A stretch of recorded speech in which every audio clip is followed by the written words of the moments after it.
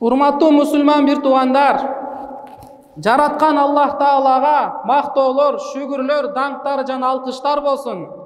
Сүйүктүү пайгамбарыбыз Мухаммад саллаллаху алейхи ва салламга жүрөгүбүздүн чыккан түбүнөн чыккан салам жана салаваттар болсун. Урматтуу мусулман бир туугандар, жараткан Аллахым бардыгыбыздын тутуп жаткан орозолорубузду кабыл кылып, кандай жакшы ниет, максат, ойлор болсо Аллахым барын орундаткан болсун. Рамазан айы Аллахтын өкүмү, Рамазан айы берекенин айы, жакшылыктын айы, Алланын рахматын айы, күнөөлөрдүн кечирилгенин айы. Рамазан айы бейишке кепилдик бере турган ай, жумшактын айы, өзгөрүүнүн айы. Урматтуу мусулман бир туугандар, азыр Рамазан айы келгенде бардык бейиштин дарбазасы ачылып, тозоктун бардык эшиктери жабылып, жана бардык шайтандар кишенделген айда биз азыр өзгөрбөсөк, кайсыл башка айда адам өзгөрөт? Аллах Таала шайтандын бардыгын кишендеп койгон. Эмнеге? Мусулмандар, имандуулар, Алланын кулдары көбүрөөк ибадат кылсын деген. Өзүнүн жаман адатын таштап, жакшы адатка өтсүн. Жаман сыфаттарын таштап, жакшы сыфаттарга өтсүн. Намаз окубагандар намаз окуп калсын. Куран окуган билбегендер Куран окуп калсын. Күнөөсүнөн таштап, жакшы жолго, имандын жолуна, бактылуулуктун жолуна түшүп калсын деп Алла шайтандарды кишендеп койгон. Азгырылып кетпесин, жаман жолго түшүп калбасын деген. Алла шайтандарды байлап койгон болсо, дагы эле өзгөрбөй жүргөн эң бактысыз адам ушул. Алла өзгөрсүн деп, такыба болсун деп, Кудайдан корксун деп, өзүнү тозоктон алыстатып, бейишке жакын болсун деп Рамазан айын Аллах Таала берген. Такыба болгула деп Аллах берген эле. Ушул айда урматтуу туугандар, эгерде өзгөрбөсөк, жашообузга дин алып келбесек, иманыбызды көтөрүп, Кудай Таалага жакындабасак, калган башка айда кантип жакындайбыз? Бардык тозоктун эшиктери ачылган айда кантип Аллага жакындайбыз? Шайтандар бош болуп, жаныңда жүрүп азгырып жүргөндө кантип биз өзгөрөбүз? Мына урматтуу мусулман туугандар, Рамазан айынын биринчи бөлүгү өттү. Аввалуху рахма, биринчи бөлүгү Алланын рахматы жай турган ай. Ва аусатуху магфира, Алланын кечирими боло турган күндөр келди. Мына Аллах Таала кечирем деп атат. Дуа кылгыла, дуаңарды Алла берем деп атат. Ушул күндөрдө өзүбүздүн күнөөлөрдөн тазаланып калбасак, жаман сыфаттан, жаман адеп ахлактан, жаман кулук мүнөздөн тазаланып калбасак, башка кайсыл айларда тазаланабыз туугандар? Бул күндөр өтүп берет, бул түндөр өтүп кете берет. Бирок туугандар, орозо бүткөндө баягы эле бойдон баягы болуп калып калбайлы. Дагы эле күнөөкөр болуп, дагы эле жалкоо болуп, дагы эле жүрөгүн катуу бойдон калып калбайлы. Балким Рамазан айы бүткөндө ар бирибиздин Аллага жакын болуп, пайгамбарды таанып, пайгамбардын артынан ээрчип, пайгамбарды сүйүп туруп, Аллага жакын болойлу туугандар. Рамазан айын Алла бизге өзгөрүш үчүн берген. Я айюхалладина аману, эй иман келтиргендер, кутиба алейкумус сияму кама кутиба алалладина мин qablikum. Силерге орозо тутууну Алла парз кылды. Кандай эле мурунку муундарга, коомдорго парз кылгандай, мурунку коомдордагы орозо кармашкан эле. Бизге Аллах Таала орозону парз кылды. Эмнеге? Лааллакум таттакун. Силер таква болгуңар үчүн дейт. Таква болгула дейт. Алладан коркуш үчүн, Аллага жакындаш үчүн Алла бизге орозону берген туугандар. Орозодо көбүрөөк намаз окуйлу, көбүрөөк дуа кылып Аллага жакындайлы, жүрөктөрүбүздү тазалайлы туугандар. Орозодо Алла субханаху ва таала өзгөрүүгө көп деген мүмкүнчүлүктөрдү Аллах Таала берип койгон. Орозодо Аллах Таала gün сайын gündüzün дагы, түндөсүн дагы Аллах Таала бир дуаны сөзсүз түрдө кабыл кылат. Орозо учурундагы ифтардын алдындагы кылынган дуа сөзсүз түрдө кабыл болот. Ооз ачардан мурда ар бирибиз өзүбүзгө адат кылайлы. Ооз ачардан мурдагы дуа сөзсүз түрдө кабыл болот. 3 түрлүү адамдын дуасы сөзсүз түрдө кабыл болот, кайтарылбайт артка. Кайсыл адамдардын дуасы десе, биринчиси ооз ачып аткан учурдагы дуа кабыл болот. Экинчи адилеттүү падышанын дуасы кабыл болот. Үчүнчү мазлум, зулум чеккен адамдын дуасы кабыл болот. Ошондуктан туугандар, ооз ачарга жок дегенде 10 мүнөт же 15 мүнөт калганда бардыгыбыз тең отуруп, алаканды жайып, Алладан сурайлы.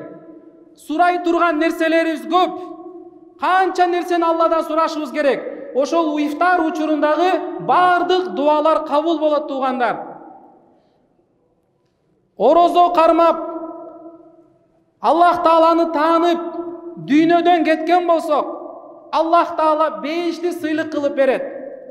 5 деген ушундай бир жай, эч качан өлбөгөн, эч качан өчпөгөн, каарыбаган, бактысыз болбогон, картайбаган, проблема, машакат болбогон жерде Аллах түбөлүктүү мейманкананы Алла насип кылат. Аллахым бардыгыбыздын тутуп жаткан орозолорубузду кабыл кылган болсун. Алла элибизге, жерибизге тынччылык берсин. Жаман илдеттен Аллахым алыс кылып бардыгыбызды сактасын. Өмүрлөрүбүздү Аллахым узун кылсын. Аллахым баарыбызга чын ден соолукту Аллахым насип кылган болсун. Урматтуу мусулман бир туугандар, орозонун күндөрү өтүп кете берет. Эгерде биз орозодо Аллага жакындабасак, орозодо жүрөктөрүбүздү тазалап калбасак, Куранды окубай калсак, кайсыл убактарда башка окуйбуз? Вакыттын берекети көтөрүлүп кеткен. Ошондуктан урматтуу туугандар, эртең эле бүтүп калат орозо. Ушул берекелүү ай эртең эле бүтүп калат. Эми оңоломун, эми жакшы жолго түшөмүн, эми күнөөмө тооба кыламын. Жана эле бир устаздан бирөөлөр суроо берип атат.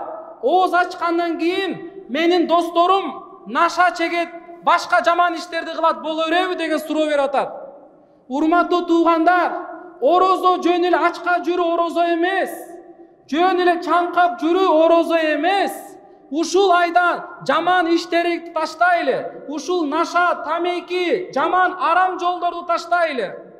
Ушул 30 күн бою тилибиз ушактан сактансын. Бирөөнү урушпаңыз, жамандабаңыз, кемчилигин айтпаңыз. Орозодо туугандар, жаман адаттарды таштайлы туугандар. Ушул айда кайсыл бир адам жакшы ишти баштаган болсо, Кудай Таала ушул жакшы ишти кылганга жардам берет. Алла күч кубатты берет. Сиз өмүр бою кылып жүргөн жаман ишиңизди орозодо таштаңыз. Алла күч кубат берет таштаганга. Жакшы ишти баштаңыз. Намаз окуй электер, намазды баштайлы. Алла күч кубат берет калган 11 айда намаз окуганга, Куран окуганга, мечитке келгенге туугандар. Орозо убагында гана мусулман болуп, калган 11 айда мусулман эместей жашабайлы. Орозо учурунда гана Алланын кулу болуп, калган 11 айда шайтандын кулу болуп жашабайлы. Нафсинин кулу болуп жашабайлы. Орозодо гана мечитке келип, калган 11 айда мечитке келбей калбайлы. Орозо учурунда берешен болуп, ооз ачырып, туугандарды чакырып, мамиле кылып, орозо бүткөндө баягы кеписке келип калбайлы туугандар. Бир күнү бир окуяны айтайын. Бир күнү бүркүт арыстандын баласын алып туруп тоо жактан алып келип туруп, айыл жактагы сарайга козулардын арасына таштап салат экен. Анан кичинекей арыстан козулардын арасына түшүп калат. Анан караса козулардын баардыгы маарайт экен, мээ деп маарайт экен. Арыстан мен дагы маараш керек деп, ал дагы мээ деп калган экен. Караса козулар секирет, арыстан дагы секирип калган экен.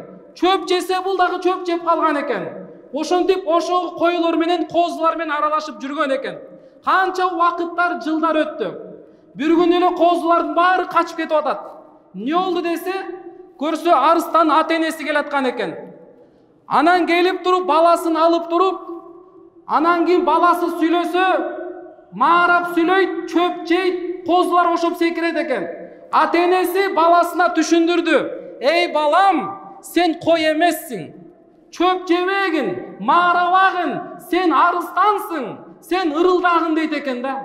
Түшүндүрөт, атаңды кара, апаңды кара, туугандарыңды кара, бардыгы арыстан, сен дагы арыстандай жашагын, арыстандай тургун, арыстандай баскын, арыстандай тамакты жегин деп түшүндүрөт экен.